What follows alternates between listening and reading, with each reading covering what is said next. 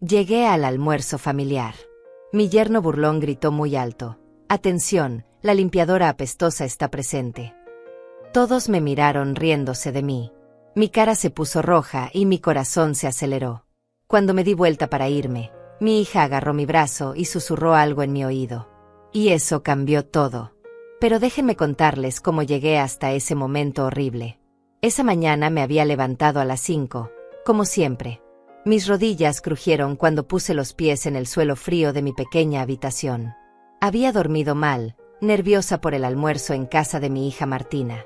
Quería que todo saliera perfecto. Quería demostrarles que todavía servía para algo, que no era una carga, que podía contribuir con algo bonito a esa reunión familiar. Fui a la cocina y empecé a preparar el pastel de 3 leches que a Martina le encantaba desde niña. Usé mis últimos $30 para comprar los ingredientes más frescos del mercado. Leche entera, leche condensada, leche evaporada, huevos grandes, vainilla pura. Nada de productos baratos. Quería que supiera a amor, a recuerdos, a todas esas tardes en que Martina y yo éramos solo nosotras dos contra el mundo. Batí los huevos con cuidado, medí el azúcar 3 veces para asegurarme de que fuera exacta, horneé el bizcocho vigilándolo cada 5 minutos. Cuando estuvo listo, lo bañé con la mezcla de las 3 leches y lo dejé reposar mientras me arreglaba. Me duché con agua tibia, me puse mi mejor vestido floreado, ese que había planchado la noche anterior hasta que no quedó ni una arruga. Me cepillé el cabello blanco y me lo recogí en un moño sencillo pero elegante. Me miré al espejo y vi a una mujer de 70 años cansada, con arrugas profundas alrededor de los ojos y la boca, con manchas en las manos que delataban décadas de trabajo duro. Pero también vi dignidad. Vi a una mujer que había luchado toda su vida y que seguía de pie. Tomé el pastel con cuidado, lo envolví en papel aluminio y salí de mi casa. El camino hasta la casa de Martina era largo. Tuve que tomar 2 autobuses y caminar 3 cuadras bajo el sol ardiente. Mis pies me dolían dentro de mis zapatos viejos, pero seguí adelante.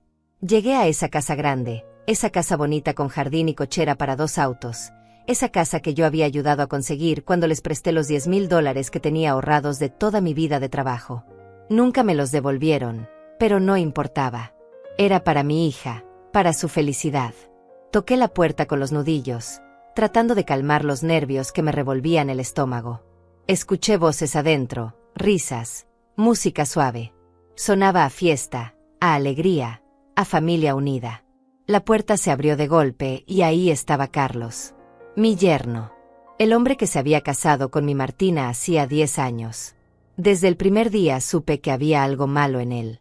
Algo en sus ojos fríos, en su sonrisa calculada, en la forma en que me miraba como si fuera basura en la calle. Pero Martina lo amaba, o eso decía, así que me tragué mis dudas y traté de aceptarlo. Ese día llevaba una camisa blanca impecable, pantalones de vestir caros, zapatos brillantes. Se veía como un hombre exitoso, importante, alguien que había llegado lejos en la vida. Me miró de arriba a abajo con desprecio. Vi cómo su nariz se arrugaba, cómo sus labios se torcían en una mueca de asco. Y entonces lo hizo. Abrió la boca y gritó con toda la fuerza de sus pulmones: «Atención todos. La limpiadora apestosa está presente». Su voz retumbó por toda la casa como un trueno. Me quedé congelada en la entrada, aferrándome a mi pastel, sintiendo como el suelo se abría bajo mis pies. El tiempo se detuvo. Escuché el silencio espeso que siguió a sus palabras, y luego las risas. Risas que venían del comedor, risas que me atravesaban como agujas. Me asomé tímidamente y vi a todos los invitados mirándome. Había como 20 personas ahí. Familiares de Carlos, algunos primos de Martina, vecinos, amigos. Todos con sus copas de vino en la mano, todos bien vestidos, todos perteneciendo a ese mundo del que yo claramente no formaba parte. Algunos desviaron la mirada avergonzados. Otros sonrieron incómodos, sin saber qué hacer.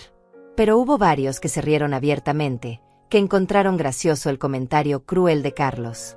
Mi cara se puso roja. Sentí un calor abrasador subirme por el cuello, incendiarme las mejillas, llegarme hasta la frente. Mi corazón empezó a latir tan rápido y tan fuerte que pensé que me iba a dar un infarto ahí mismo. Las manos me temblaban de tal manera que casi se me cae el pastel.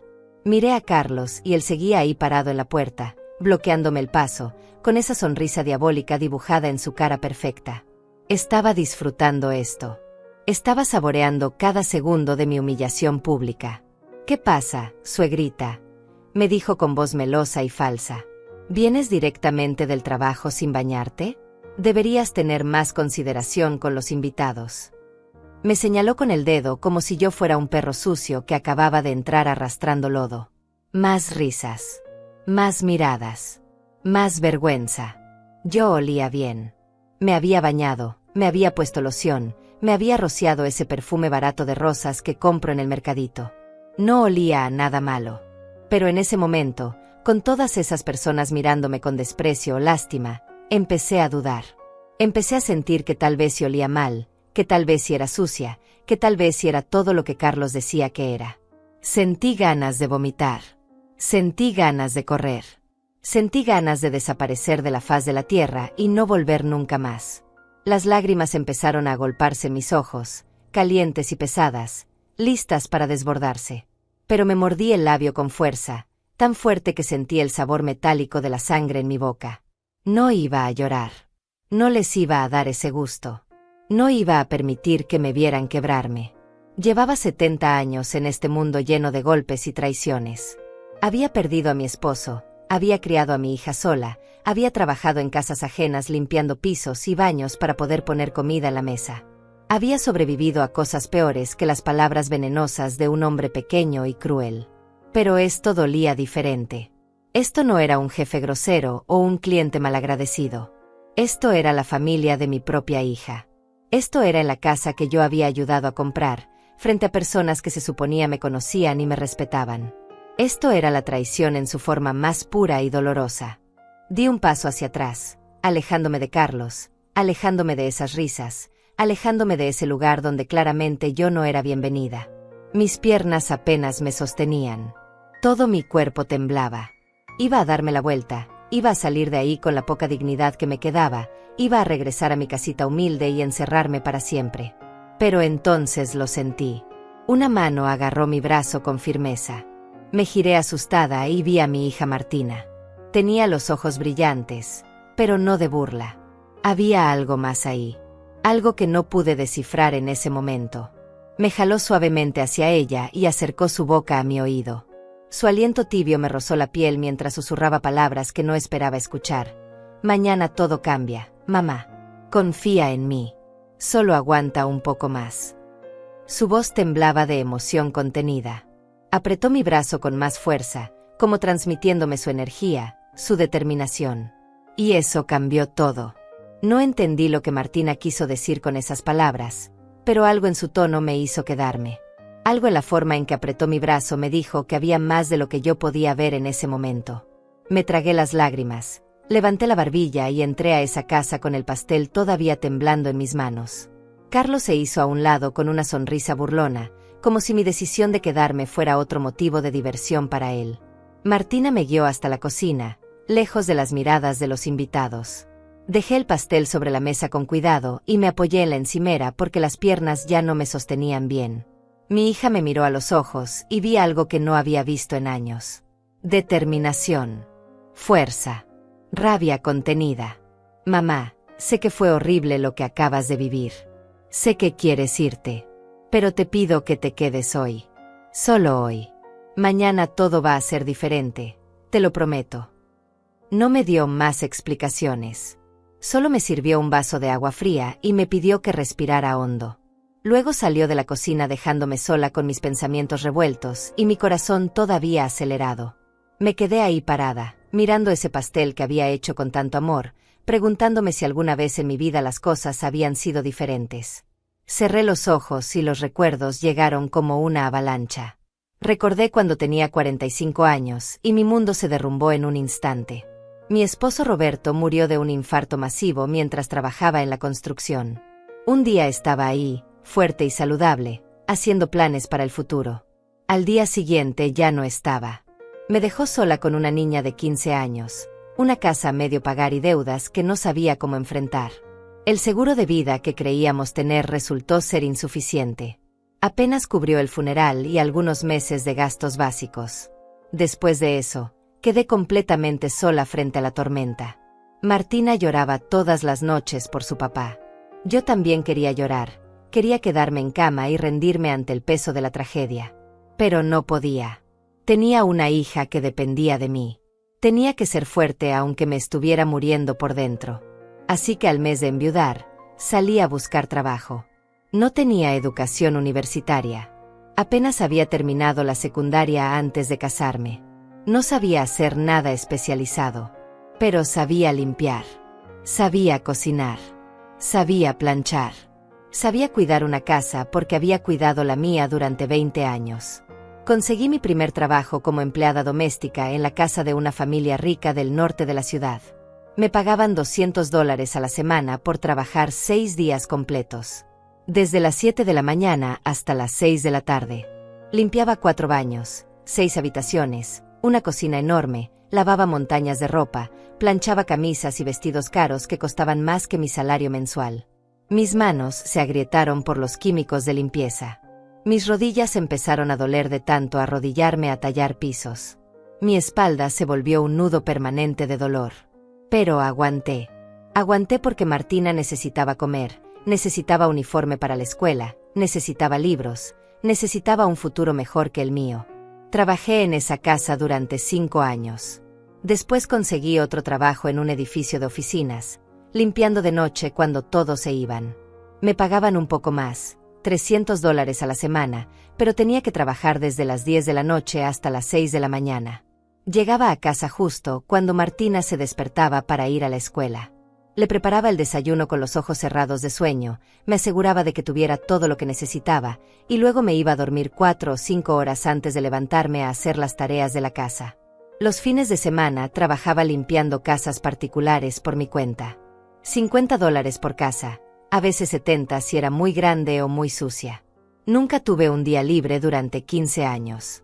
Nunca tomé vacaciones.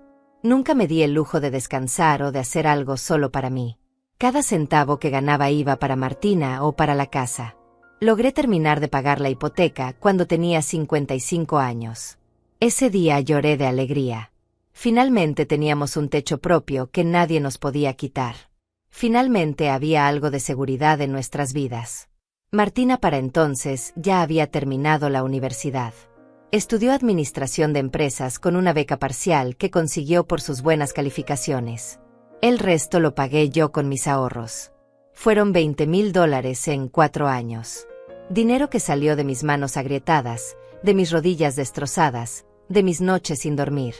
Cuando Martina se graduó, fue el día más feliz de mi vida. La vi subir al escenario con su toga y su birrete, recibir su diploma, sonreír con esa sonrisa que iluminaba todo. Pensé que todo el sacrificio había valido la pena. Pensé que finalmente ella tendría la vida que yo nunca pude tener. Consiguió un buen trabajo en una empresa de contabilidad. Empezó a ganar bien, mucho mejor que yo en toda mi vida. Se compró ropa bonita, zapatos de marca, se arreglaba el cabello en salones caros. Se veía exitosa, segura de sí misma, feliz. Y yo estaba orgullosa. Tan orgullosa que se me partía el pecho cada vez que la veía. Pero entonces conoció a Carlos. Tenía 28 años cuando lo trajo a casa por primera vez. Él era guapo, educado en apariencia, bien vestido. Trabajaba como gerente en un banco. Decía las palabras correctas, hacía los gestos correctos. Pero algo en sus ojos me incomodó desde el principio. Había una frialdad ahí, una calculación. La forma en que miraba nuestra casa, evaluando, juzgando. La forma en que me miraba a mí, con esa mezcla de lástima y desprecio apenas disimulado. Martina estaba enamorada. Hablaba de él todo el tiempo, de lo maravilloso que era, de lo mucho que la trataba bien, de los planes que tenían juntos. Se casaron al año de conocerse. Yo pagué la mitad de la boda. $10,000 que saqué de mis ahorros de toda la vida. Quería que Martina tuviera la boda que siempre había soñado. Vestido blanco elegante, salón bonito, comida abundante, flores por todos lados. Ella se veía como una princesa ese día. Carlos se veía como el príncipe. Pero cuando me tocó bailar con mi hija, ella me susurró al oído: «Gracias por todo, mamá. Ahora vas a poder descansar. Carlos y yo vamos a cuidarte». Me hizo llorar. Pensé que finalmente podría bajar la guardia, que finalmente alguien más cargaría el peso conmigo. Al año de casados, vinieron a visitarme con una propuesta. Querían comprar una casa más grande, una casa en un barrio mejor. Necesitaban dinero para el enganche. Me pidieron prestados los $15,000 que me quedaban en el banco. Todo lo que había ahorrado en 40 años de trabajo estaba en esa cuenta. Era mi seguridad, mi respaldo por si algo malo pasaba, mi fondo para la vejez. Pero cuando vi los ojos suplicantes de Martina, cuando escuché a Carlos prometerme que me lo devolverían en 2 años con intereses, no pude negarme. Les di todo. Firmé los papeles en el banco, transferí el dinero completo y me quedé con una cuenta casi vacía. Pasaron 2 años y no me devolvieron nada. Pasaron 5 años y seguían sin mencionar la deuda. Yo no quería presionar. No quería ser esa suegra molesta que reclama dinero. Pensaba que cuando pudieran, me pagarían. Mientras tanto, seguí trabajando aunque mis huesos crujían con cada movimiento. A los 65 años tuve que dejar el trabajo de noche en las oficinas porque mi cuerpo ya no aguantaba. Me quedé solo con la limpieza de casas particulares. Ganaba apenas $800 al mes. Apenas me alcanzaba para pagar servicios, comida y medicinas. Mi presión arterial estaba alta. Mis rodillas necesitaban inyecciones cada 6 meses. Mis manos temblaban por la artritis. Martina venía a visitarme cada vez menos. Al principio era una vez por semana. Luego una vez al mes. Después cada 2 o 3 meses. Siempre con prisa, siempre con excusas. Carlos nunca venía conmigo. Decía que tenía mucho trabajo, que estaba ocupado, que no podía perder tiempo. Yo entendía. O eso me decía a mí misma. Pero en el fondo dolía. Dolía ver cómo mi hija se alejaba poco a poco, cómo esa casa grande y bonita que yo había ayudado a comprar se convertía en un lugar donde yo ya no era bienvenida. Las pocas veces que iba de visita, Carlos me trataba con una cortesía fría y distante. Como si fuera una desconocida. Como si no existiera la deuda de $15,000 que nunca pagaron. Abrí los ojos y volví al presente. Seguía en esa cocina, con mi pastel sobre la mesa y el eco de la humillación todavía resonando en mis oídos. Pero las palabras de Martina también resonaban. Mañana todo cambia. No sabía qué significaba eso.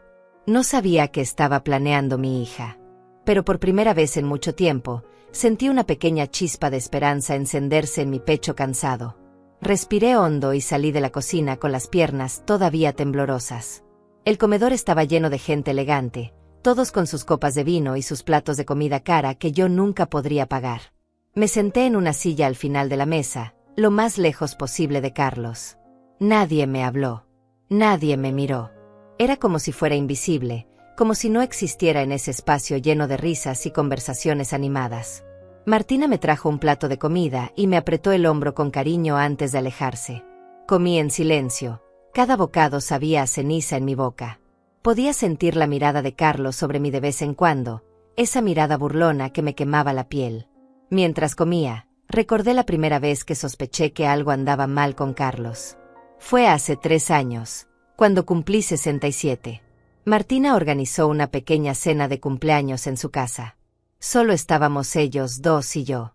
Carlos estuvo raro toda la noche, demasiado amable, demasiado interesado en mi vida. Me hizo preguntas extrañas. Suegra, ¿usted tiene testamento hecho? Me tomó por sorpresa. Le dije que no, que nunca había pensado en eso. Debería hacerlo, insistió con una sonrisa que no llegaba a sus ojos. A su edad, uno nunca sabe qué puede pasar. Sería bueno dejar todo en orden para que Martina no tenga problemas después. Luego preguntó sobre mi casa. La casa está completamente pagada, ¿verdad?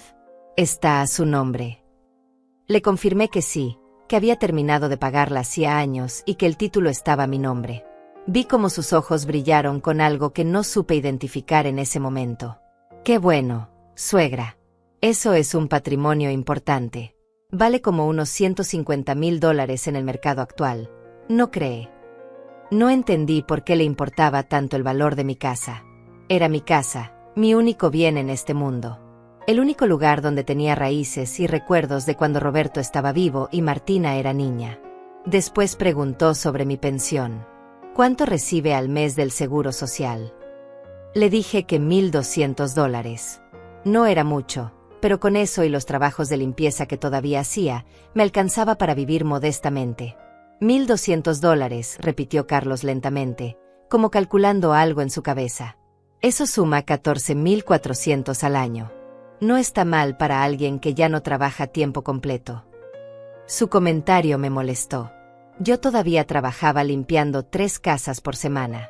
Todavía me rompía la espalda tallando pisos y limpiando baños ajenos. No era una carga para nadie. Me mantenía sola con mis propios recursos. Martina le dio un codazo discreto y cambió el tema. Pero yo no olvidé esa conversación. A partir de ese día, Carlos empezó a visitarme más seguido. Siempre con excusas. Pasaba por aquí y quise saludar. Traje unos documentos que Martina necesita que firmes. Vine a revisar unas goteras que dijiste que tenías. Pero yo no tenía goteras. Yo nunca había pedido que viniera. Y esos documentos que traía siempre eran confusos, llenos de palabras legales que no entendía. Es solo un poder notarial temporal, suegra, para que Martina pueda ayudarla con trámites bancarios si usted se enferma. Nunca firmé nada. Algo en mi interior me decía que no lo hiciera. Hace un año, Carlos sugirió que yo vendiera mi casa y me mudara con ellos. Viviría más cómoda, suegra. Tendría una habitación bonita, no tendría que preocuparse por pagar servicios ni mantenimiento. Y con el dinero de la venta podríamos invertirlo para que le genere intereses. Lo dijo todo tan razonable, tan lógico. Pero yo no quería vender mi casa. Era lo único que me quedaba de mi vida con Roberto. Cada rincón tenía una memoria. El jardín donde Martina jugaba de niña. La sala donde celebramos 1000 Navidades. La habitación donde Roberto y yo dormimos durante 20 años. No era solo una propiedad. Era mi historia, mi identidad, mi lugar en el mundo. Le dije que no vi cómo su cara se endureció por un segundo antes de volver a la sonrisa falsa. Piénselo, suegra. La oferta sigue en pie. Pero después de eso, su trato hacia mí cambió. Se volvió más frío, más cortante. Los comentarios comenzaron. «Qué cansada se ve, suegra. El trabajo la está matando. A su edad debería estar descansando, no limpiando casas ajenas. Martina se preocupa mucho por usted. Le da miedo que le pase algo y nadie se entere porque vive sola». Cada comentario era una semilla de duda plantada en mi cabeza. Cada palabra era un intento de hacerme sentir vieja, incapaz, vulnerable. Hace 6 meses empecé a notar cosas extrañas. Cuando visitaba la casa de Martina, encontraba papeles con el logo de mi banco sobre la mesa. Escuchaba conversaciones telefónicas que se cortaban abruptamente cuando yo entraba a la habitación. Una vez vi a Carlos revisando documentos que reconocí como copias de las escrituras de mi casa. Le pregunté cómo los había conseguido. Martina los necesitaba para un trámite, me dijo sin inmutarse. Ya los estoy devolviendo. Pero algo no cuadraba. ¿Qué trámite requería las escrituras de mi propiedad? Martina me aseguró que era algo del banco, que no me preocupara, que todo estaba bien. Un día, hace 4 meses, fui al banco a cobrar mi pensión y la cajera me dijo algo que me heló la sangre. Señora Ortega, su hija estuvo aquí la semana pasada preguntando sobre los procedimientos para añadir un cotitular a su cuenta. Le expliqué que necesitaría su autorización y presencia para hacer cualquier cambio. Me quedé muda. ¿Por qué Martina querría ser cotitular de mi cuenta? ¿Por qué no me había dicho nada? Cuando la confronté esa noche por teléfono, se puso nerviosa. Es solo por precaución, mamá. Por si te pasa algo y necesito acceder a tus fondos para emergencias médicas. Sonaba lógico. Pero yo tenía apenas $3,000 en esa cuenta. No era nada del otro mundo. Entonces empecé a atar cabos. Las preguntas de Carlos sobre mi casa. Sus intentos de que firmara poderes notariales. La sugerencia de vender mi propiedad. Martina queriendo acceso a mi cuenta bancaria. Las copias de mis escrituras en su mesa. Todo empezaba a formar un patrón que me asustaba. Hablé con mi vecina Florinda, una mujer de 75 años que había sido mi amiga durante décadas. Le conté mis sospechas. Ella se puso seria. Teresa, ten mucho cuidado. Mi prima pasó por algo similar. El yerno la convenció de firmar unos papeles que resultaron ser una transferencia de propiedad. La dejaron sin nada y la mandaron a un asilo público. Sus palabras me aterrorizaron. ¿Era posible que Carlos estuviera planeando algo así? ¿Y Martina? ¿Mi propia hija estaría involucrada en un plan para quitarme todo? No quería creerlo. Me negaba a aceptar que la niña que crié, a quien di todo lo que tenía y lo que no tenía, pudiera traicionarme de esa manera. Pero las señales estaban ahí, claras como el agua. Intenté hablar con Martina en privado hace 2 meses. Hija, necesito que seas honesta conmigo.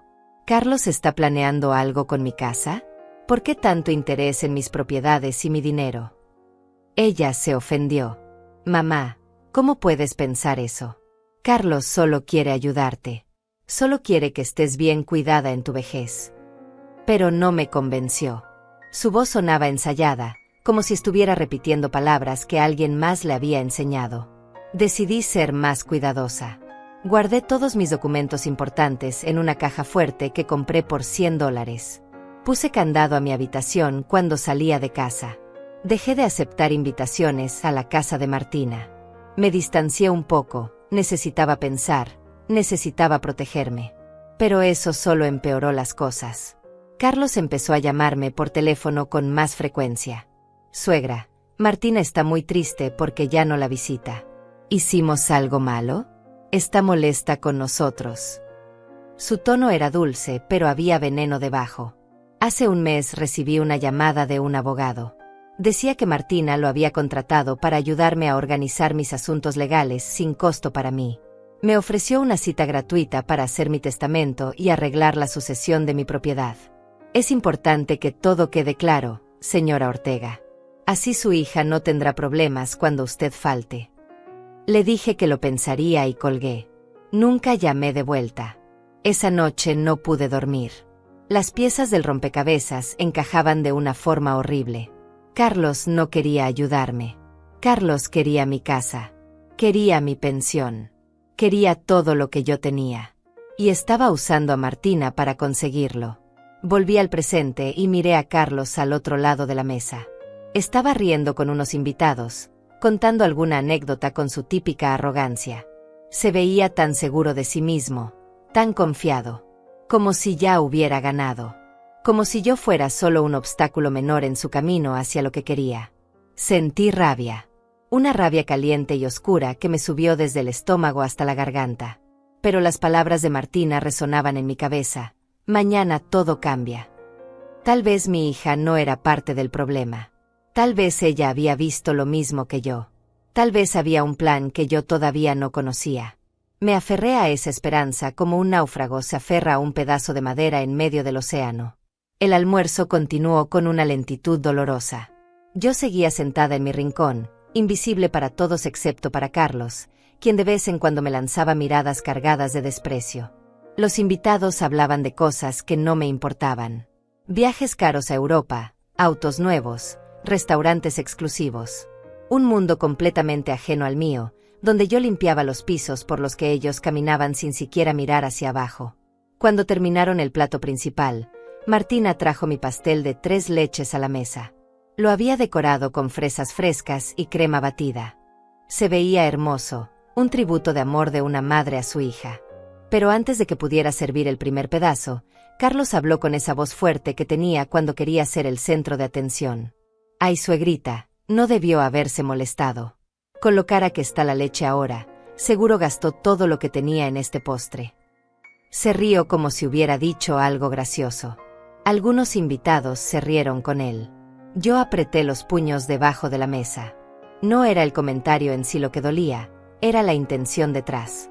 Era el recordatorio constante de que yo era pobre, de que cada cosa que hacía era un esfuerzo económico, de que mi lugar en ese mundo de gente adinerada era el de la sirvienta, no el de la familia. Martina cortó el pastel con manos temblorosas y sirvió pedazos generosos a todos. Cuando probaron el primer bocado, varios invitados hicieron comentarios amables. Está delicioso. Qué suave y húmedo. Se nota que lo hizo con amor. Esos comentarios me calentaron el corazón por un segundo. Pero Carlos no probó su pedazo.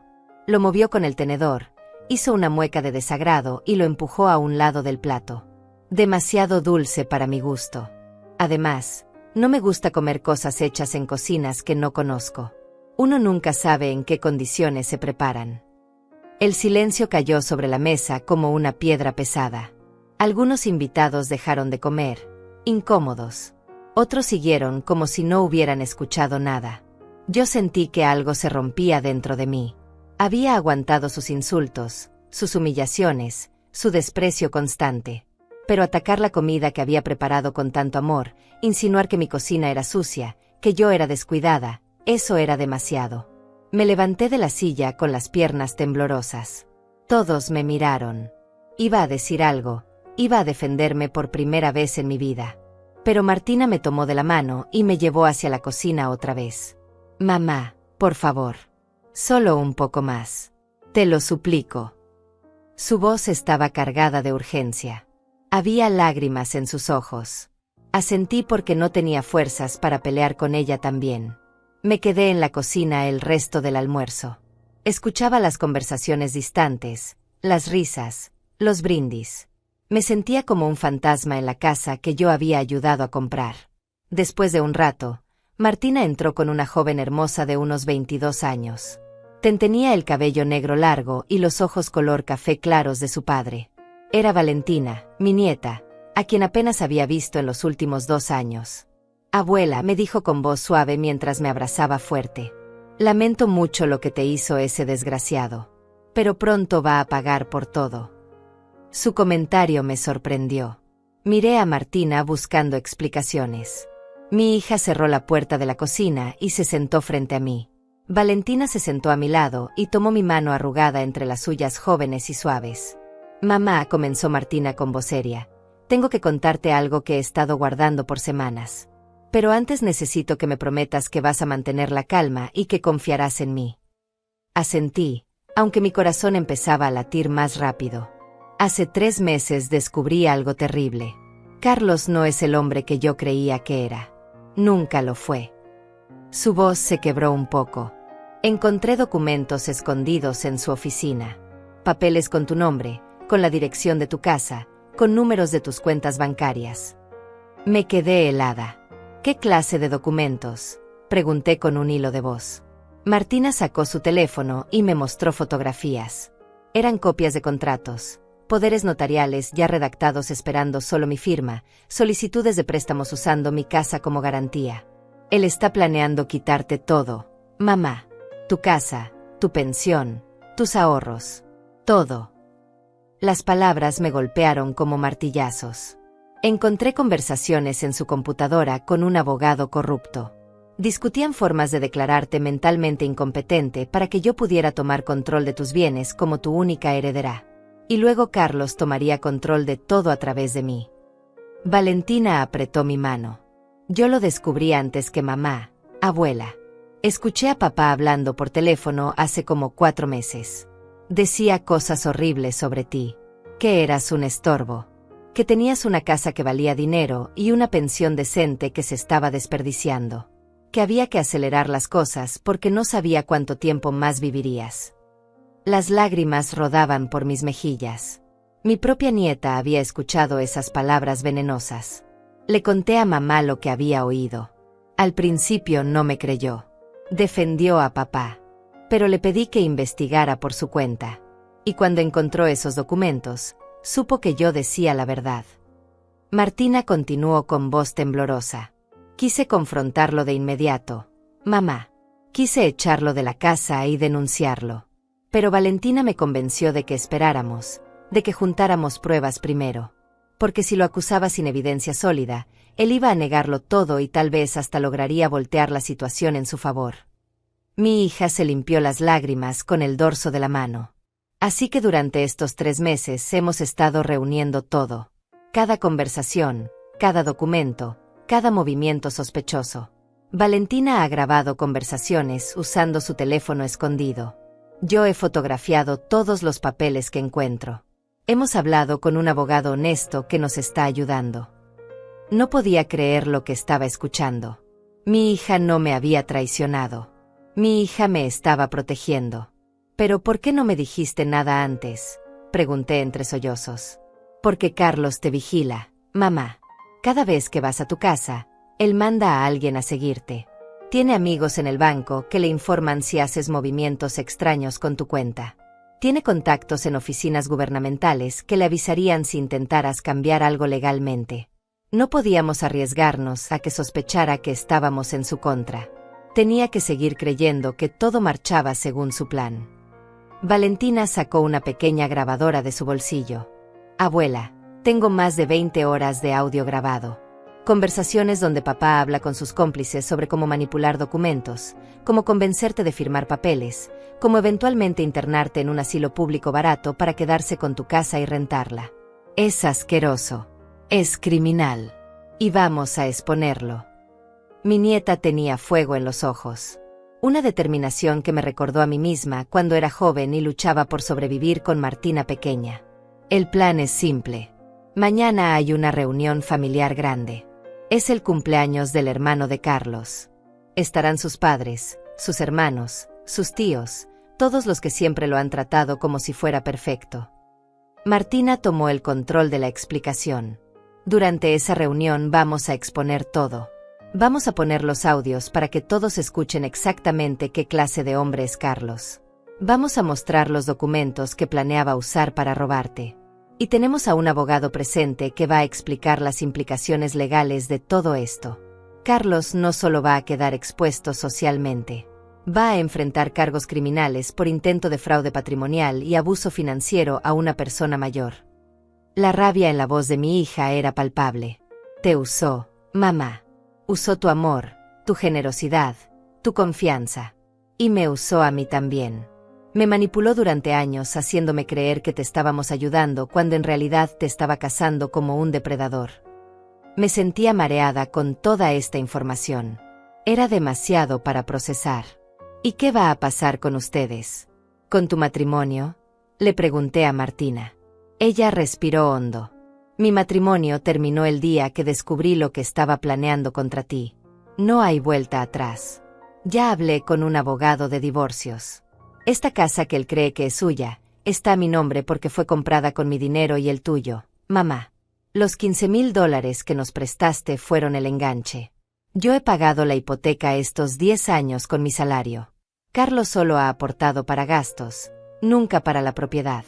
Legalmente, esta casa es mía. Y él va a salir sin nada. Valentina sonrió con satisfacción. Además, abuela, mamá ha estado moviendo dinero a cuentas que papá no conoce. Sacó sus ahorros del banco conjunto. Cambió las contraseñas de todo. Contactó a su jefe para explicar la situación por si papá intenta sabotear su trabajo. Hemos cubierto cada ángulo. Él cree que tiene todo el control, pero en realidad ya perdió. La admiración que sentí por mi hija y mi nieta en ese momento no tiene palabras. Estas dos mujeres habían arriesgado todo para protegerme. Habían planeado meticulosamente la caída de un hombre peligroso y manipulador. Pero hoy tuvo que humillarte una vez más, dijo Martina con dolor en los ojos.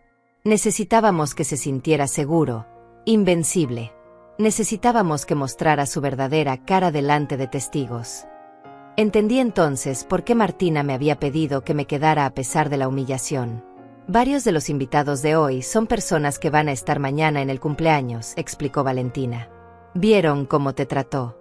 Escucharon sus insultos. Eso va a hacer que mañana, cuando mostremos las pruebas, nadie pueda decir que estamos exagerando o inventando cosas. Ya vieron de lo que es capaz públicamente.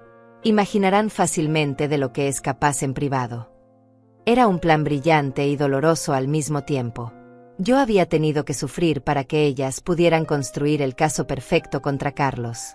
Lo siento tanto, mamá, dijo Martina abrazándome fuerte. Siento haber tardado tanto en ver quién era realmente. Siento haberte expuesto a su maltrato. Siento no haberte protegido antes. Yo le acaricié el cabello como cuando era niña. No tienes que pedir perdón, hija. Lo importante es que ahora estás del lado correcto, que estás luchando por lo que es justo. Nos quedamos así, abrazadas, llorando juntas, 3 generaciones de mujeres que habían sido subestimadas y maltratadas, pero que ahora estaban listas para pelear. Mañana, susurró Martina. Mañana ese hombre va a caer. Y tú vas a recuperar tu dignidad, mamá. Te lo prometo. Salí de esa casa con un peso diferente en el pecho. Ya no era el peso de la humillación y la derrota. Era el peso de un secreto poderoso, de una verdad que pronto estallaría como una bomba. Carlos me despidió en la puerta con su sonrisa falsa y condescendiente. Cuídese mucho, suegrita. Y gracias por el pastel, aunque no era necesario que se molestara. Cada palabra goteaba veneno disfrazado de cortesía. Yo solo asentí y me fui sin decir nada. No confiaba en mi voz. No confiaba en poder mantener el secreto si abría la boca. En el autobús de regreso a casa, miré por la ventana y recordé todas las señales que había ignorado durante años. Recordé cuando Carlos empezó a tratarme diferente. Fue sutil al principio. Pequeños comentarios aquí y allá. Suegra, se ve cansada. Debería ir al doctor.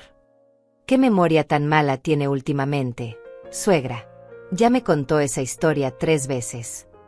Yo pensaba que era genuina preocupación. Ahora entendía que estaba sembrando la idea de que yo estaba decayendo mentalmente, de que estaba perdiendo facultades. Lo hacía frente a otros familiares, frente a vecinos, frente a cualquiera que pudiera servir como testigo futuro de mi supuesta incompetencia. Era una estrategia calculada y cruel. Recordé la vez que me caí en su casa hace un año. Resbalé en el piso de la cocina que acababa de trapear. Me golpeé la cadera y me salió un moretón enorme. Carlos insistió en llevarme al hospital. Pensé que era amable. Pero ahora me daba cuenta de que necesitaba un reporte médico de mi caída, evidencia que pudiera usar para argumentar que yo era propensa a accidentes, que no podía vivir sola de manera segura. En el hospital llenó formularios como si fuera mi responsable legal. Le dio al doctor información exagerada sobre supuestos episodios de confusión que yo nunca había tenido. Yo estaba tan adolorida y marcada que no presté atención a lo que decía. Recordé cuando me regaló un teléfono celular nuevo hace 6 meses. Para que estemos comunicados, suegra. Este tiene mejor señal y es más fácil de usar. Yo agradecí el regalo. Mi teléfono viejo apenas funcionaba. Pero ahora me preguntaba si ese teléfono tenía algo instalado para rastrearme o escuchar mis conversaciones. Martina me había dicho que Carlos me vigilaba. ¿Cómo lo hacía si no? Sentí un escalofrío pensando en todas las llamadas privadas que había hecho desde ese teléfono, todas las conversaciones con Florinda donde expresaba mis dudas sobre él. Recordé el día que Carlos apareció en mi casa con un cerrajero. Suegra, encontré a este señor que cambia cerraduras por muy buen precio. Déjelo instalar chapas nuevas para que esté más segura. Yo acepté porque las cerraduras viejas efectivamente no funcionaban bien. Pero Carlos supervisó todo el trabajo. Se quedó con un juego de llaves por si hay una emergencia y necesitamos entrar. En ese momento me pareció razonable. Ahora me daba cuenta de que había querido tener acceso a mi casa cuando él quisiera, para revisar mis documentos, para buscar información que pudiera usar en mi contra. Llegué a mi casita y cerré la puerta con llave. Me apoyé contra la madera vieja y respiré hondo. Miré alrededor de mi hogar humilde. Los muebles viejos que había comprado de segunda mano. Las cortinas desteñidas por el sol. Las fotografías en las paredes de Roberto cuando estaba vivo, de Martina en su graduación, de Valentina de bebé. Este lugar no era elegante ni moderno, pero era mío. Cada centímetro de estas paredes había sido pagado con mi sudor y mis lágrimas. Y ese hombre había querido quitármelo. Había planeado robarme no solo mi propiedad, sino mi dignidad, mi libertad, mi derecho a envejecer en el lugar que yo había construido con tanto esfuerzo. Esa noche no pude dormir. Daba vueltas en la cama pensando en todo lo que Martina y Valentina me habían revelado. Pensaba en los audios que tenían grabados, en las conversaciones donde Carlos hablaba de mí como si fuera un objeto en su camino, un obstáculo que había que remover. Pensaba en el abogado corrupto con quien había conspirado, en los documentos falsificados listos para mi firma, en el plan de declararme incompetente mentalmente. Era como una película de terror, excepto que era mi vida real. Era mi familia. Era el hombre que dormía al lado de mi hija cada noche. Me levanté a las 3 de la mañana y me preparé un té de manzanilla. Me senté en la mesa de la cocina donde tantas veces me había sentado con Roberto a planear nuestro futuro. Ay, Roberto, susurré a la nada, si vieras en lo que se convirtió nuestra vida. Si supieras que el hombre que nuestra hija eligió resultó ser una serpiente. Sentí ganas de llorar, pero no salieron lágrimas. Ya había llorado demasiado en los últimos años.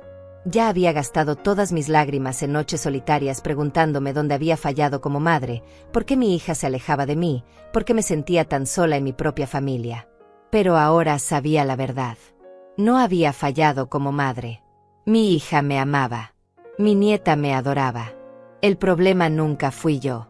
El problema era Carlos y su ambición enfermiza, su codicia sin límites, su capacidad de manipular y mentir sin remordimiento. Hombres como él existen en el mundo. Se acercan a familias vulnerables, identifican sus debilidades, explotan sus recursos. Yo era la viuda con una casa pagada y una pensión modesta. Era el blanco perfecto. Y él había pasado años afilando sus cuchillos para el momento del ataque final. Pero lo que Carlos no sabía es que las mujeres que él había subestimado eran más fuertes e inteligentes de lo que jamás imaginó. El día siguiente amaneció gris y frío. Me vestí con cuidado, eligiendo mi mejor conjunto. Un vestido sencillo pero elegante que había comprado en una tienda de segunda mano. Me maquillé ligeramente, me puse unos aretes de perlas falsas que Roberto me había regalado hace 30 años. Me miré al espejo y vi a una mujer de 70 años que había sobrevivido a pérdidas devastadoras, a años de trabajo agotador, a la soledad de la viudez, al desprecio de un yerno cruel. Pero también vi a una sobreviviente. Vi a una guerrera que estaba a punto de presenciar la caída de su enemigo. Hoy, me dije a mí misma frente al espejo, hoy empieza la justicia. Martina pasó por mí a las 3 de la tarde. Venía sola en su auto. ¿Dónde está Carlos?, pregunté. Fue directo desde su oficina. La fiesta es en casa de sus padres. Llegaremos nosotras juntas. Durante el trayecto, Martina repasó el plan conmigo. Van a estar como 40 personas, mamá. Toda la familia de Carlos. Algunos de nuestros primos también. El abogado Ignacio Flores va a estar ahí disfrazado de amigo de la familia. Valentina tiene las grabaciones listas en su teléfono, conectado a unas bocinas portátiles. Yo tengo copias impresas de todos los documentos que encontré. Cuando llegue el momento del brindis por el cumpleaños del hermano de Carlos, voy a pedir la palabra. Y ahí se va a destapar todo. Mi corazón latía rápido, pero no de miedo. Era anticipación. Era la sensación de que finalmente, después de años de ser invisible y maltratada, iba a ser vista. Iba a ser escuchada. Y el hombre que había intentado destruirme iba a pagar por cada insulto, cada humillación, cada plan malvado que había tejido en la oscuridad. ¿Estás lista, mamá?, me preguntó Martina mientras estacionaba frente a una casa enorme con luces y globos. Más que lista, hija, respondí con una voz firme que no reconocí como mía. Estoy lista para ver caer a ese miserable. Entramos a la casa y el ruido de la fiesta nos envolvió. Había música, risas, niños corriendo por todos lados. La casa de los padres de Carlos era inmensa, decorada con muebles caros y obras de arte pretenciosas. Todo gritaba dinero, éxito, superioridad. Vi a Carlos al fondo del salón, rodeado de hombres en trajes elegantes, contando alguna historia con gestos exagerados. Cuando me vio entrar, su sonrisa se congeló por un segundo. Luego recuperó la compostura y me saludó desde lejos con un movimiento de mano condescendiente. No se acercó. No hizo ningún esfuerzo por darme la bienvenida. Yo era solo la suegra pobre, la presencia incómoda que había que tolerar. La madre de Carlos, una mujer alta y delgada con cirugías plásticas evidentes, se acercó a saludarnos. Martina, querida, qué bueno que viniste. Luego me miró a mí con una sonrisa forzada. Señora Ortega. Ni siquiera usó mi nombre. Solo un título frío y distante. Hay comida en el comedor. Sírvanse lo que gusten. Nos despidió con un gesto de la mano, como quien despide a la servidumbre. Martina apretó mi brazo con fuerza. Aguanta, mamá. Pronto estas personas van a ver quién eres realmente. Nos dirigimos a una esquina del salón donde había menos gente. Valentina apareció minutos después, vestida con un vestido bonito, cargando un bolso grande. Ya está todo listo, susurró mi nieta mientras se sentaba junto a nosotras. Ignacio ya llegó. Está hablando con el tío de papá haciéndose pasar por un colega del banco. Miré discretamente hacia donde señalaba y vi a un hombre de unos 50 años, cabello gris, traje formal, que conversaba animadamente con otros invitados. Nadie sospecharía que era un abogado esperando el momento para desenmascarar a un criminal. Las bocinas están en mi bolso, continuó Valentina. Son pequeñas pero potentes. Cuando llegue el momento, las voy a sacar y conectar mi teléfono. Tengo la primera grabación lista para reproducir. El tiempo pasaba con una lentitud tortuosa. Yo apenas probé la comida que me sirvieron. Mi estómago estaba hecho un nudo. Observaba a Carlos moverse por la fiesta como un pavo real, recibiendo palmadas en la espalda, risas cómplices, admiración de sus familiares. Era el hijo exitoso, el esposo perfecto, el hombre que había llegado lejos. Nadie sabía que detrás de esa fachada impecable se escondía un depredador sin escrúpulos. Pero pronto lo sabrían. Pronto todo ese castillo de mentiras se vendría abajo y yo estaría ahí para verlo desmoronarse. Carlos se acercó a nuestra mesa cerca de las 6 de la tarde. Traía una copa de whisky en la mano y esa sonrisa arrogante que tanto odiaba. Suegrita, qué alegría que haya venido. Pensé que después de ayer estaría cansada. Su tono era burlón. Varios familiares que estaban cerca escucharon el comentario y sonrieron. Ayer tuvo un almuerzo en nuestra casa, explicó Carlos a sus primos. La pobre llegó tan cansada del trabajo que parecía arrastrarse. A su edad ya no debería estar limpiando casas ajenas. Es triste verla así. Hablaba de mí como si yo no estuviera presente, como si fuera un objeto de lástima y vergüenza. Uno de sus primos, un hombre gordo con corbata roja, me miró con compasión falsa. Es verdad, señora. A su edad debería estar descansando. Mis padres ya tienen 70 y hace años que no trabajan. Viven tranquilos con su pensión. Carlos aprovechó la oportunidad. Eso le he dicho 1000 veces. Pero es terca. No acepta ayuda de nadie. Prefiere matarse trabajando que aceptar que ya no puede sola. Sus palabras eran dardos envenenados. Estaba pintándome como una anciana orgullosa y difícil, incapaz de aceptar la realidad. Estaba preparando el terreno en las mentes de estas personas para que cuando él propusiera internarme o quitarme mi independencia, ellos asintieran comprensivos. Sentí la mano de Martina apretar la mía debajo de la mesa. Me estaba pidiendo que me mantuviera callada, que no mordiera el anzuelo. Respiré hondo y bajé la mirada. Carlos tomó mi silencio como sumisión y sonrió satisfecho. Bueno, disfruten la fiesta. Se alejó contoneándose, victorioso. El primo de la corbata roja me dio una palmadita en el hombro. No se preocupe, señora. Carlos es un buen hombre. Estoy seguro de que cuida bien de usted y de su hija. Si supiera la verdad detrás de ese buen hombre, pronto lo haría. Pronto todos lo harían. A las 7 en punto trajeron el pastel de cumpleaños del hermano de Carlos. Era un pastel enorme de 3 pisos decorado con fondant y flores de azúcar. Nada que ver con mi humilde pastel de 3 leches de ayer. Cantaron las mañanitas con voces desafinadas y alegres. El hermano sopló las velas mientras todos aplaudían. Luego el padre de Carlos, un hombre mayor de aspecto severo, pidió silencio golpeando su copa con una cuchara. Familia, amigos, gracias por estar aquí celebrando con nosotros. Quiero hacer un brindis por mi hijo Antonio, que cumple 45 años hoy. Un hombre trabajador, honesto, un ejemplo para todos. Todos levantaron sus copas. Yo no tenía copa. Nadie me había servido vino ni champán. Era invisible incluso en los brindis. El padre de Carlos continuó hablando sobre los logros de Antonio, sobre sus valores, sobre el orgullo que sentía como padre. Cuando terminó su discurso, hubo aplausos. Entonces Carlos pidió la palabra. Papá, familia, yo también quiero decir algo. Quiero agradecer a mi hermano Antonio por ser siempre un ejemplo de integridad. Y quiero aprovechar para hablar de otro tema importante. Mi corazón se aceleró. ¿Qué estaba haciendo? Esto no estaba en el plan. Carlos me señaló con su copa. Como saben, mi suegra Teresa está aquí con nosotros. Tiene 70 años y todavía trabaja limpiando casas porque no tiene otra opción. Martina y yo hemos estado pensando mucho en cómo ayudarla. Hemos considerado que se mude con nosotros, pero la casa no es lo suficientemente grande. Hizo una pausa dramática. Así que hemos estado explorando otras opciones.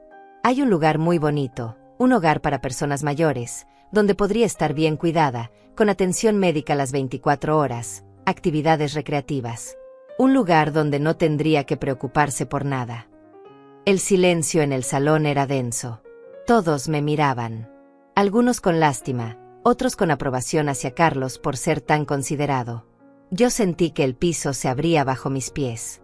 Estaba usando esta fiesta para empezar a sembrar la idea públicamente.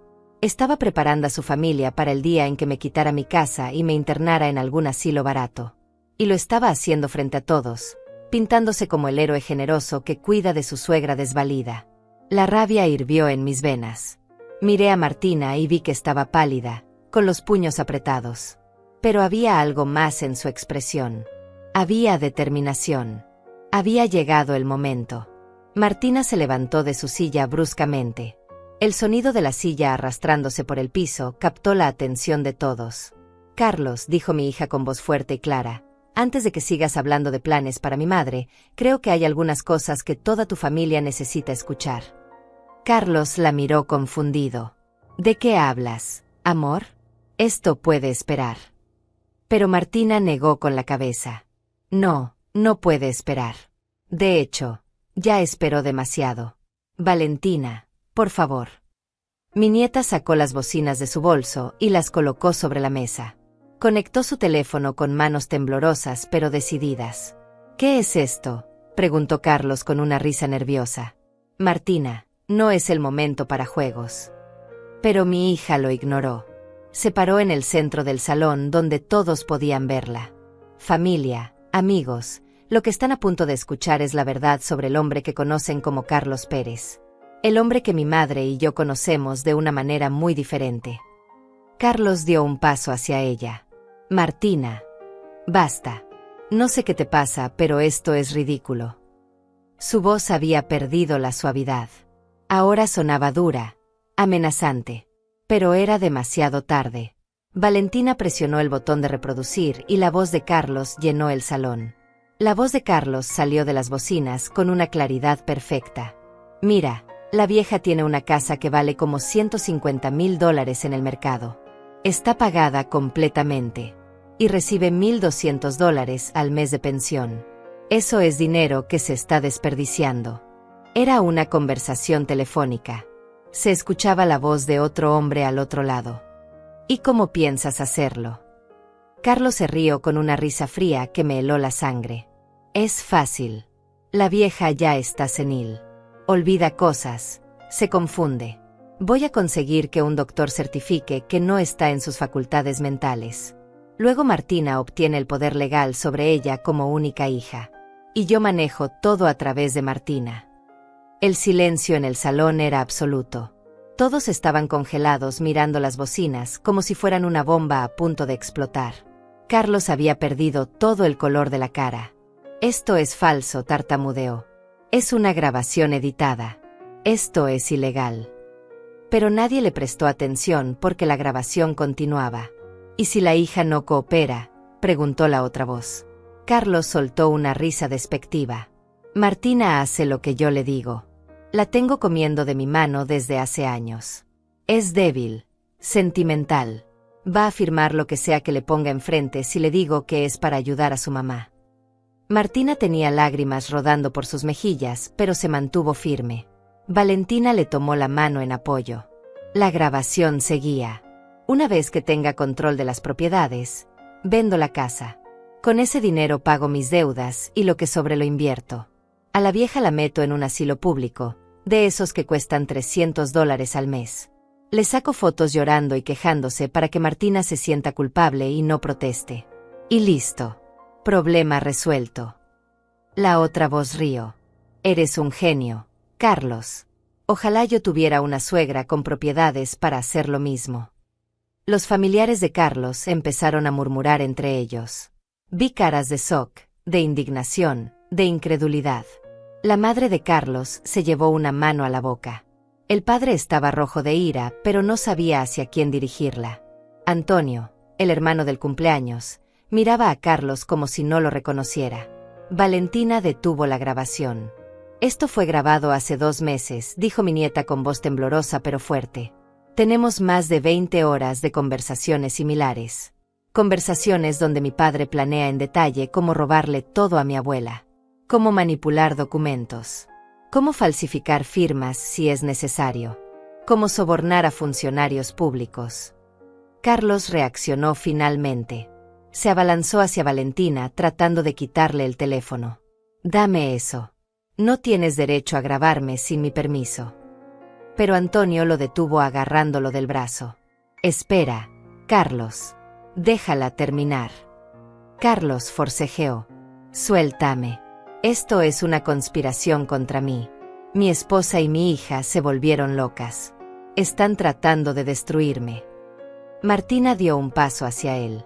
¿Locas? ¿Locas por descubrir que planeabas destruir a mi madre? ¿Locas por no permitir que robara su patrimonio? Su voz era como un látigo. Llevo 3 meses durmiendo al lado de un monstruo. 3 meses sabiendo la verdad y teniendo que fingir que todo estaba bien. El padre de Carlos habló con voz de trueno. ¿Es verdad lo que dicen, Carlos? ¿Planeabas robarle a tu suegra? Carlos negó con la cabeza desesperadamente. No, papá. Es todo un malentendido. Yo solo quería ayudarla. Esas conversaciones están sacadas de contexto. Martina soltó una risa amarga. ¿Contexto? ¿Qué contexto justifica decir que vas a meter a mi madre en un asilo público de $300 mientras te quedas con 150,000 de su casa? Sacó un folder de su bolso. Pero hay más. Mucho más. Abrió el folder y empezó a sacar documentos. Aquí hay un poder notarial ya redactado esperando la firma de mi madre. Un poder que le daría control total sobre sus bienes. Pasó los documentos para que circularan entre los invitados. Aquí hay una solicitud de préstamo usando la casa de mi madre como garantía. Un préstamo por $80,000 que Carlos planeaba solicitar a nombre de ella sin su conocimiento. Más papeles circularon. Las caras de los familiares se volvían más y más horrorizadas con cada documento. Aquí hay correos electrónicos entre Carlos y un abogado corrupto discutiendo cuánto costaría conseguir una evaluación psiquiátrica falsa declarando a mi madre mentalmente incompetente. Mi hija estaba implacable, exponiendo cada pedazo de evidencia con precisión quirúrgica. Y aquí, dijo Martina sacando más papeles, hay capturas de pantalla de conversaciones donde Carlos se burla de mi madre. La llama estorbo, vieja inútil, limpiadora apestosa. Esas palabras resonaron en el salón porque todos habían escuchado a Carlos usar exactamente esos términos ayer durante el almuerzo. Los testigos de mi humillación ahora entendían que no había sido un comentario cruel aislado. Era parte de un patrón sistemático de abuso y degradación. Carlos no solo planeaba robarle a mi madre. Pasó años destruyendo su autoestima, haciéndola sentir pequeña e invisible, preparando el terreno para que nadie cuestionara cuando finalmente la internara. En ese momento, Ignacio Flores se acercó al centro del salón. Buenas noches a todos. Mi nombre es Ignacio Flores y soy abogado especializado en Derecho de Familia y Protección de Adultos Mayores. Sacó su identificación y la mostró. He revisado toda la evidencia que las señoras Martina y Valentina han recopilado durante los últimos 3 meses. Y puedo confirmar que lo que han presentado aquí constituye múltiples delitos graves. Su voz profesional y calmada le dio un peso oficial a toda la situación. Esto ya no era solo drama familiar. Era un caso legal. Los delitos incluyen intento de fraude patrimonial, conspiración para cometer falsificación de documentos, abuso financiero a persona mayor y potencialmente secuestro si hubiera procedido con el plan de internar a la señora Ortega contra su voluntad. Ignacio miró directamente a Carlos. Señor Pérez, cada uno de estos delitos es castigado con prisión.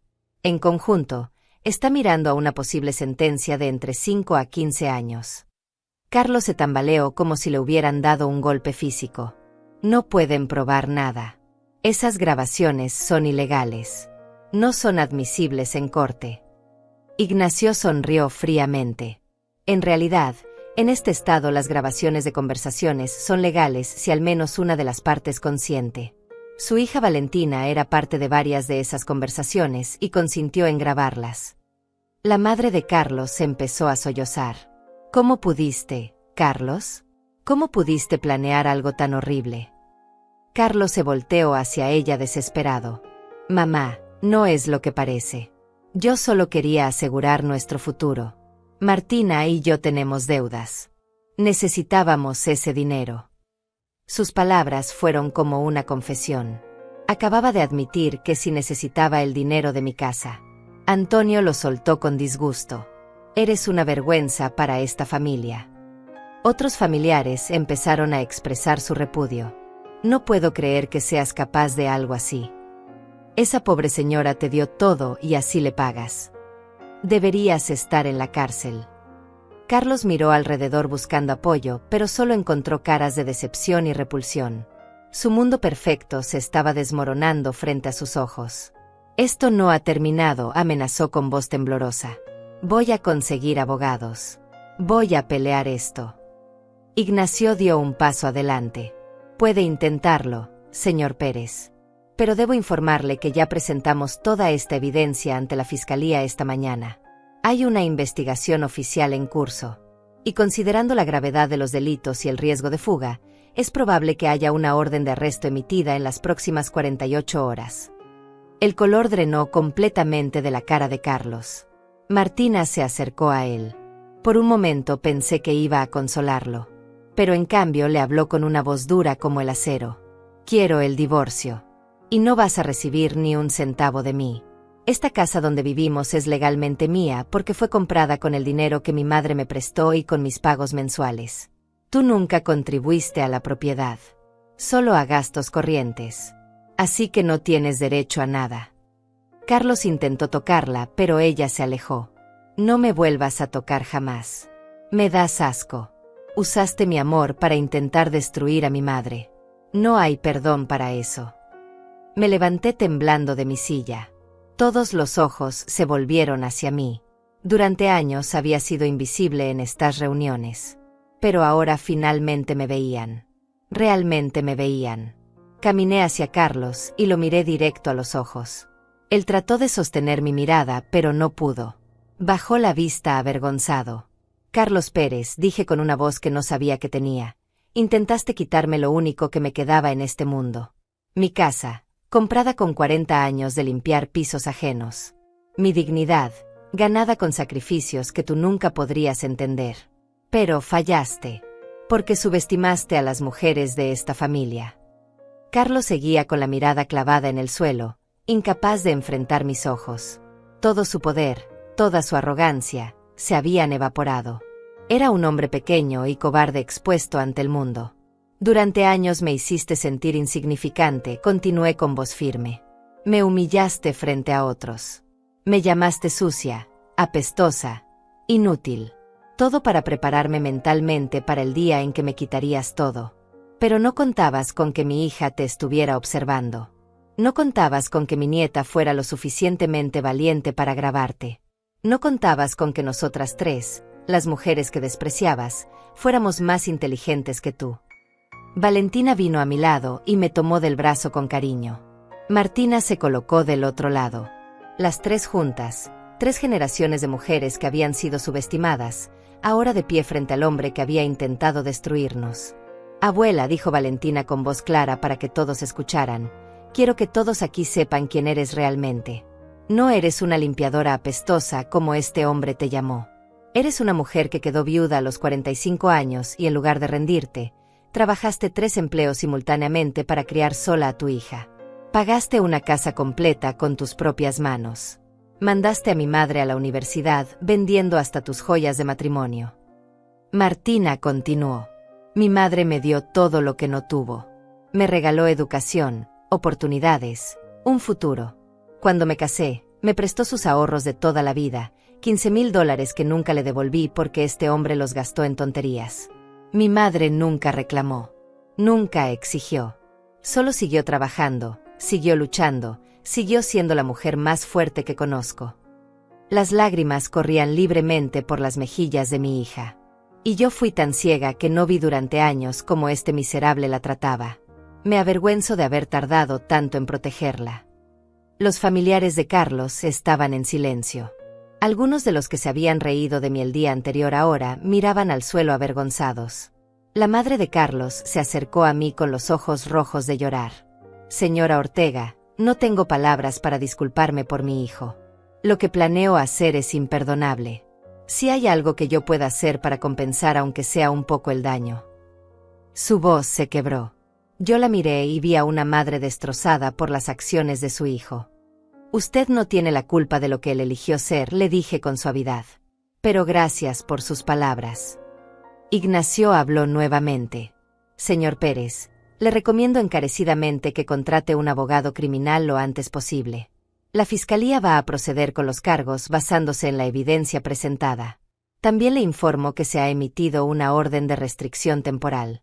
No puede acercarse a la señora Teresa Ortega ni a su propiedad a menos de 200 metros. Violar esta orden resultará en arresto inmediato.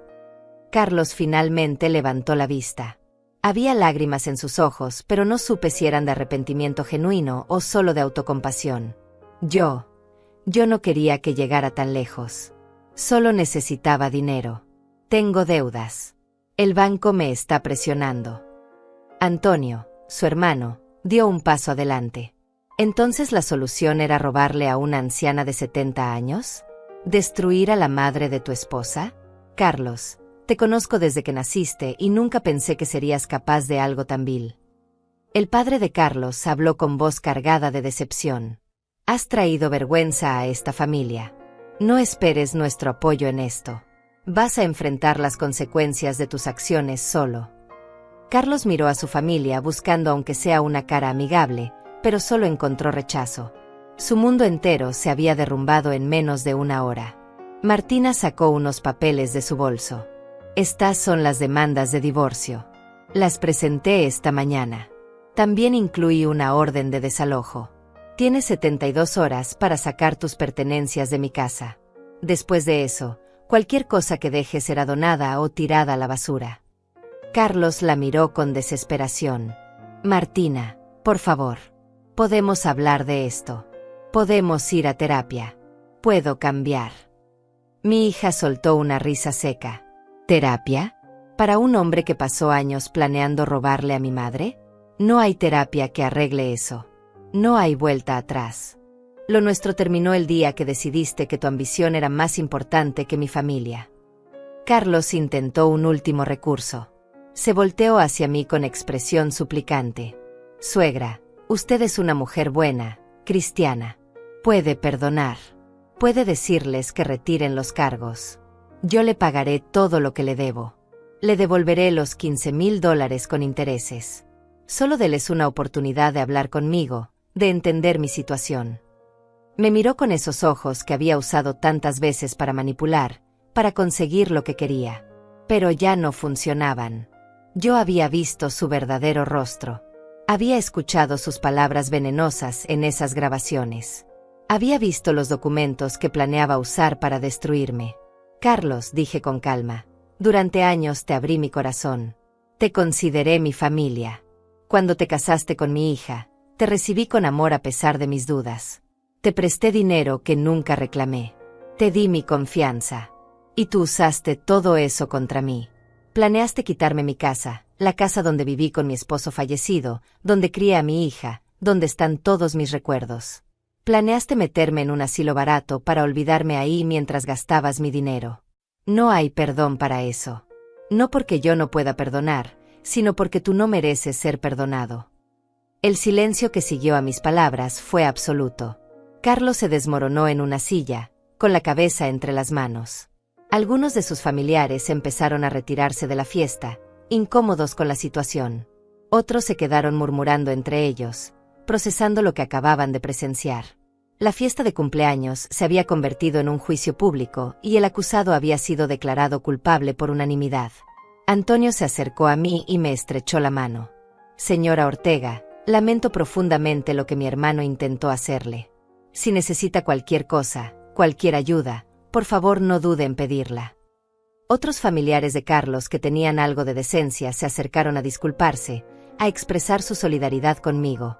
Era extraño recibir esta atención después de años de ser ignorada en estas reuniones.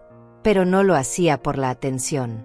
Lo hacía por justicia, por dignidad, por todas las mujeres mayores que son vistas como blancos fáciles por familiares sin escrúpulos.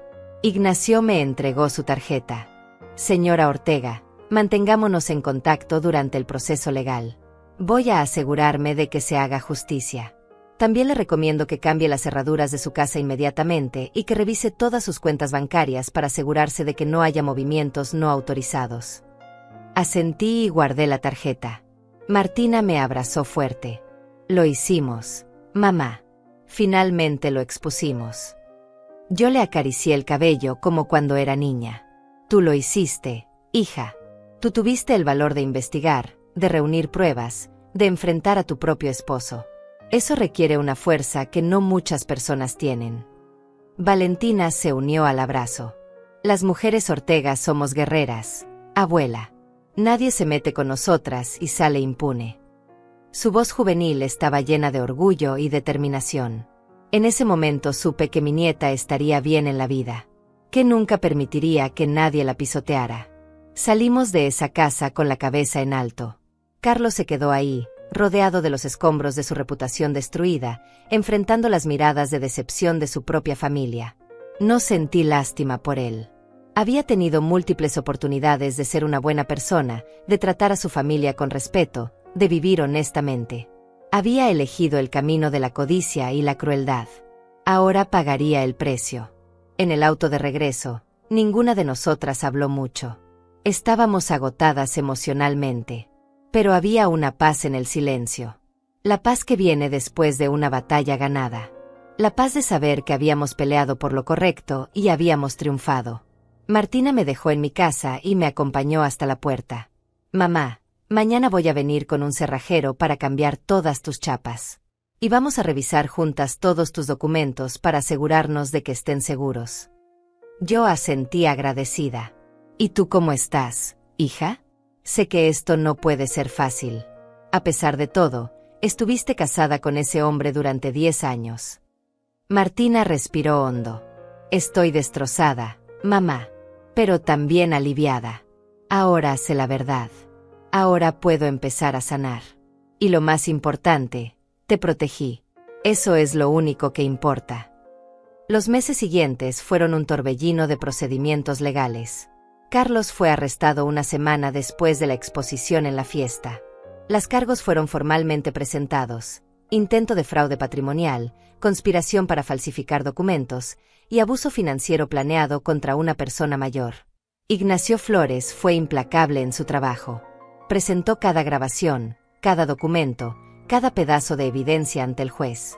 Carlos contrató a un abogado caro que intentó argumentar que todo había sido un malentendido, que las conversaciones estaban sacadas de contexto, que nunca tuvo la intención real de ejecutar esos planes. Pero era demasiado tarde. La evidencia era abrumadora y clara. El juicio duró 3 semanas. Yo tuve que testificar. Fue una de las experiencias más difíciles de mi vida. Tuve que sentarme en ese estrado y contar frente a un salón lleno de extraños cómo me había sentido humillada, menospreciada, acosada durante años. Tuve que describir cada insulto, cada comentario cruel, cada intento de Carlos de hacerme firmar documentos que no entendía. El abogado de Carlos intentó pintarme como una anciana confundida que había malinterpretado las buenas intenciones de su yerno. Pero Martina y Valentina también testificaron. Sus testimonios fueron devastadores para la defensa. Valentina, con apenas 22 años, se paró frente a la corte y habló con una claridad que me llenó de orgullo. Mi padre decía que mi abuela era un obstáculo que había que remover. Decía que era dinero desperdiciado mantenerla viva en su propia casa cuando esa propiedad podía estar generando ingresos para él. Lo escuché decir esas palabras exactas. No fue un malentendido. Fue un plan calculado y frío para explotar a una mujer vulnerable.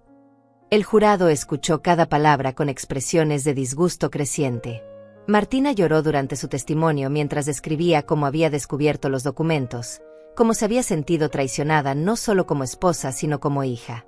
El veredicto llegó un viernes gris de octubre. Culpable en todos los cargos. Carlos fue sentenciado a 8 años de prisión, con posibilidad de libertad condicional después de 5 si demostraba buena conducta. También fue obligado a pagar una multa de $50,000 y a cubrir todos los costos legales del proceso. Su licencia para trabajar en instituciones financieras fue revocada permanentemente. Su reputación quedó destruida. Los periódicos locales cubrieron el caso con titulares que decían: ejecutivo bancario condenado por planear robar a su suegra anciana. Su nombre se volvió sinónimo de traición familiar y codicia. El divorcio de Martina se finalizó 2 meses después del veredicto. Ella no pidió nada de él porque él no tenía nada que ofrecer. La casa donde habían vivido era legalmente de ella, comprada con mis $15,000 de enganche y sus pagos mensuales durante 10 años. Carlos salió de ese matrimonio sin un centavo, sin una propiedad, sin nada más que una sentencia de prisión esperándolo. Martina vendió esa casa porque no soportaba los recuerdos. Con el dinero compró una casa más pequeña, pero acogedora cerca de la mía. Finalmente podíamos ser vecinas, estar cerca la una de la otra como debió haber sido siempre. Valentina terminó su carrera universitaria en administración de empresas con honores. Consiguió un trabajo excelente en una firma de contabilidad donde ganaba casi $3,000 al mes. Se mudó con Martina para ayudarle con los gastos mientras su mamá se recuperaba emocionalmente del divorcio. Las dos venían a visitarme casi todos los días. Tomábamos café en mi pequeña cocina y hablábamos de todo y de nada. Martina estaba en terapia, procesando años de manipulación emocional que no había reconocido mientras estaba dentro de la relación. Lentamente, mi hija volvía a ser la mujer fuerte y segura que yo había criado. Yo también hice cambios en mi vida. A mis 70 años decidí finalmente retirarme completamente. Dejé los trabajos de limpieza que todavía hacía. Mi cuerpo me lo agradeció. Mis rodillas dejaron de dolerme tanto. Mis manos empezaron a sanar de las grietas causadas por décadas de químicos de limpieza. Con mi pensión de $1,200 mensuales y sin la presión de ayudar financieramente a Martina, podía vivir modestamente pero con dignidad.